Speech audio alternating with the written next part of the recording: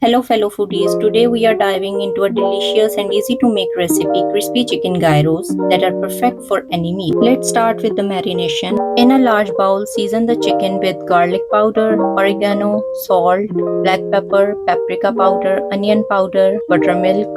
Mix well and then add chili sauce. Let it rest for 2 to 3 hours. For the coating, combine flour, salt, paprika powder, red chili powder, garlic powder. Mix well and set aside. After 2 to 3 hours, coat the chicken into the flour and cook the chicken until it's golden brown and crispy on the outside. Transfer the chicken to a plate.